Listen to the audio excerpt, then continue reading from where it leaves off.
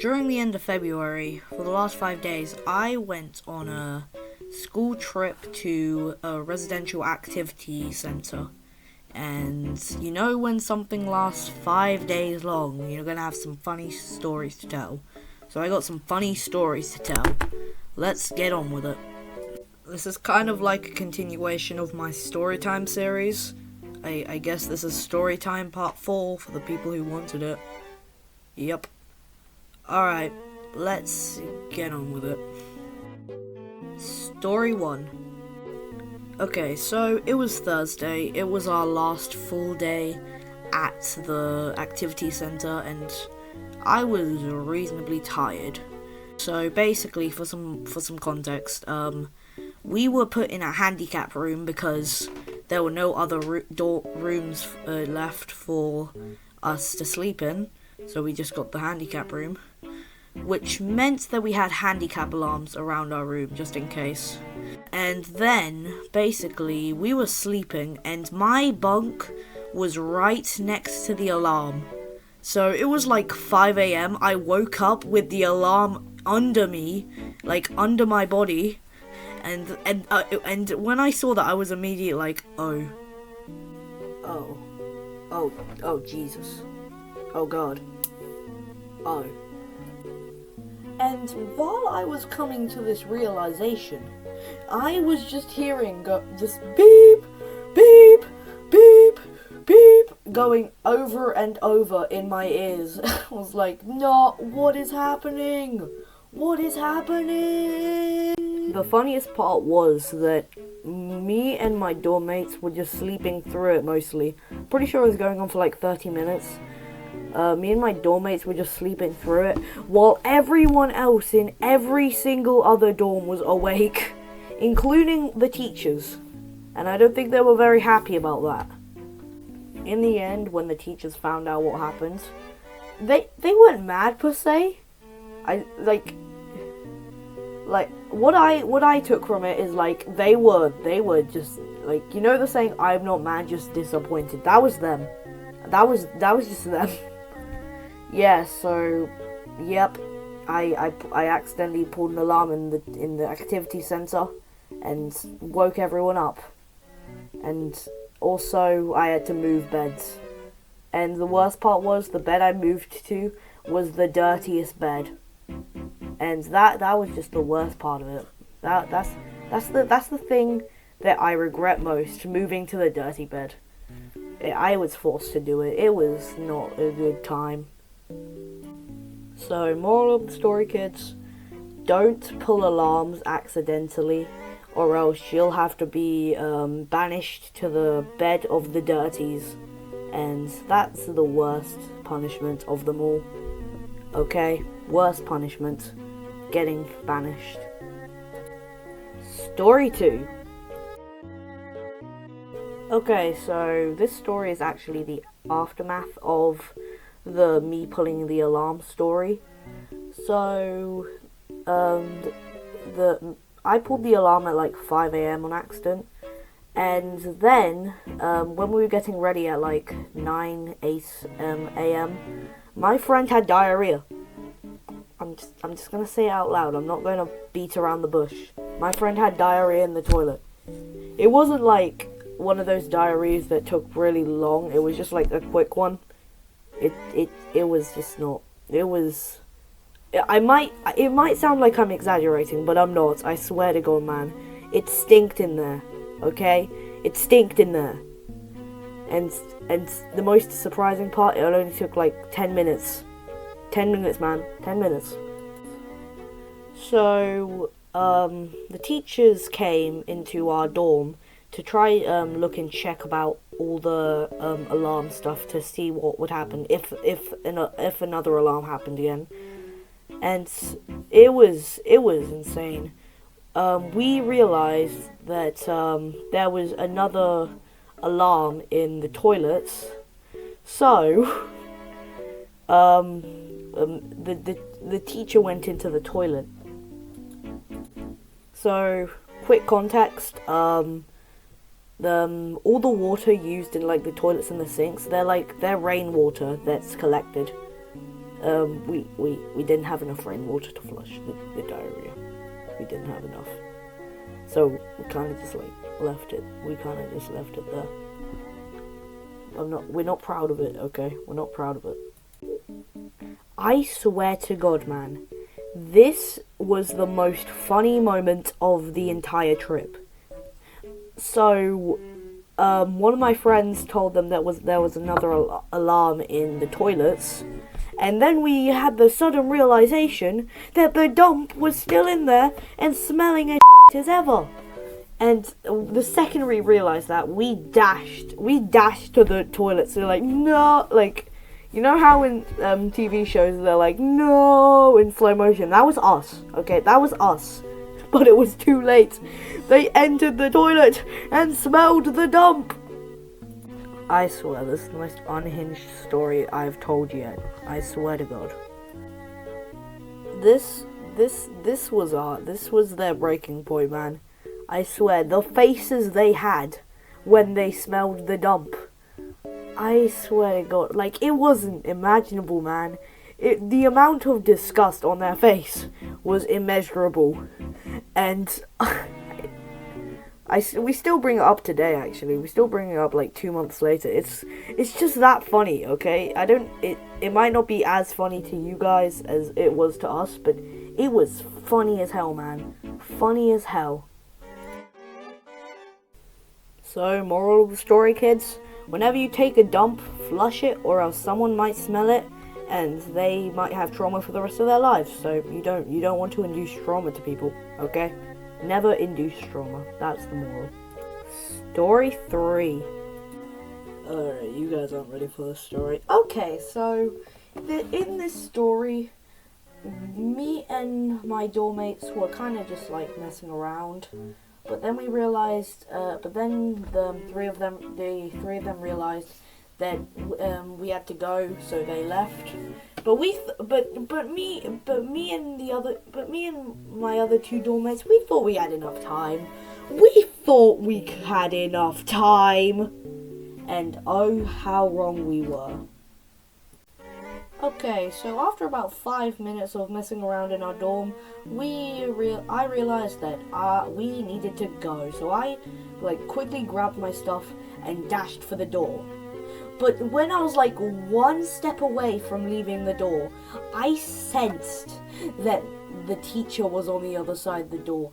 I sensed that she was coming, and I was like, oh crap.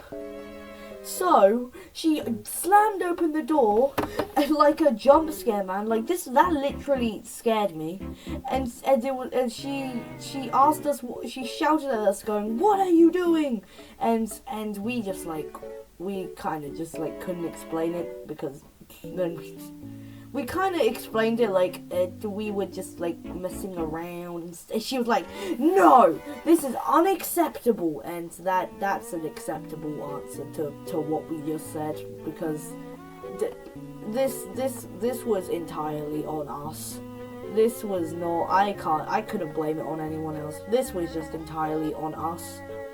So then, after like a minute of her shouting at us, she was like, "All right, now go." And then we were sent outside where everyone was waiting for us, and the looks they had on their faces when we came out was immeasurable, man. I could just sense the anger they had, because they had been waiting in the fudging rain. I could just sense them hating us. So then she publicly shamed us, which was deserved. And then we just went on our activities and went about our day. Oh, but that's not the end of the story. After we finished our activities and we were going in for dinner, she was calling us by our groups. But then she said, if you're the three boys who made all of us wait, I want you to stay. And as soon as she said that, I knew that we were going to be held in for most of dinner. after everyone got called into dinner, she had that teacher look of like disappointment and anger. You know that look that your teachers give when you're like when you do something bad and they're like, yeah. Well, she had that look on her face, and then we got the scolding of our lifetime, man. I swear, man, it was the most intense scolding I ever got, and I am just terrified. I can't sleep at night anymore. I can't eat anymore. I just think back to that scolding, and it was insane, man. It was insane. So after like 5, maybe 10 minutes of scolding, she eventually let us into dinner. But I swear, man, that 5 to 10 minutes felt like an eternity. It was just like I was just waiting to be let go, but it took so long. As soon as I thought it was about to wrap up, she was like, and another thing. It was I don't know why. I just felt that was a bit too over exaggerated. But then again, we made everyone wait in the pouring rain, so that's kind of deserved. So, moral of the story, kids: if you're going to make people wait in the rain, at least wait in the rain with them. That didn't make sense at all. Story 4. So, this story requires a bit of context. It's basically, in the residential, the floors were very, very slippery if you had socks on. Basically, when we had free time, the hallways were just slippery sliding. Just everyone slipping everywhere.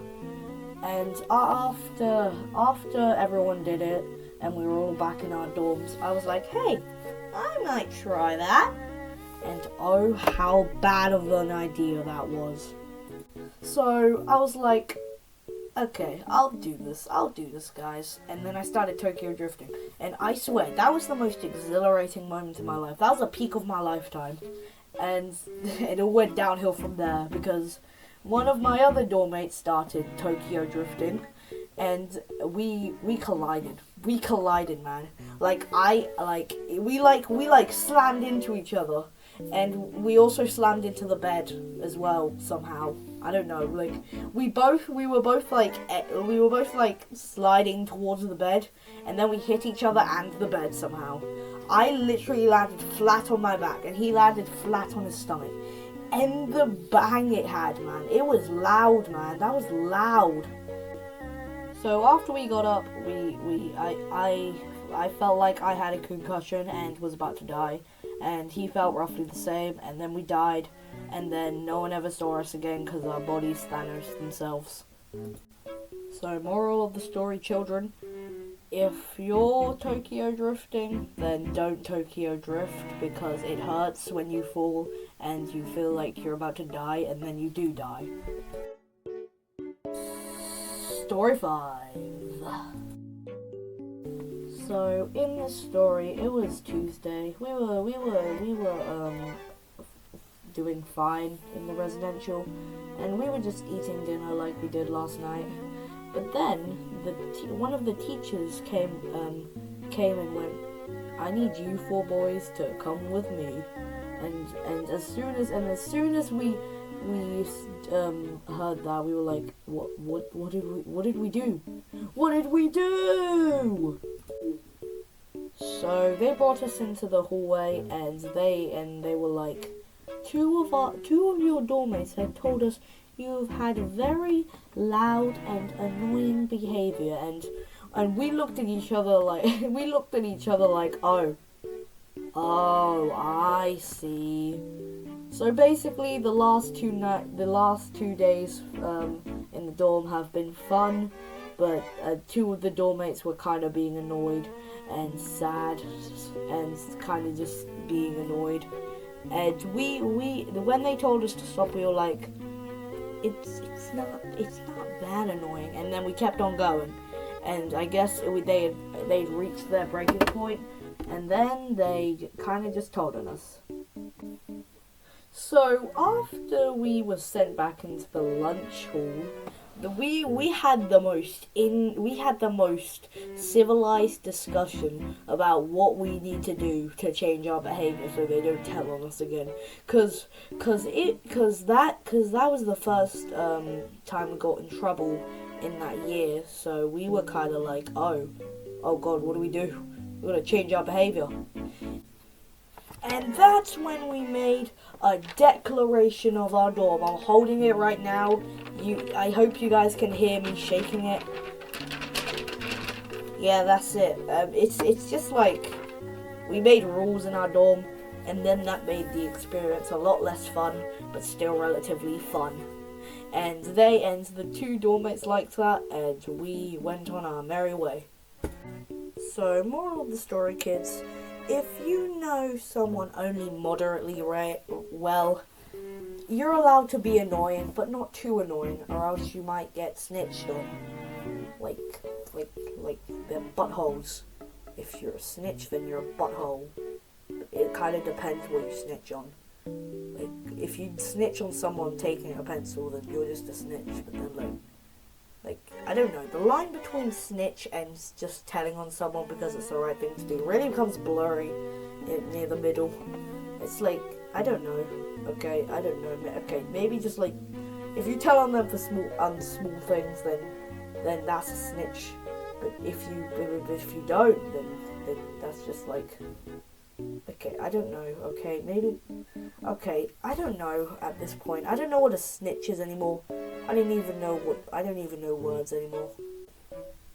Alright, I hope you enjoyed the video. Like and subscribe if you did. And yep, hope you enjoyed my little stories about my residential trip.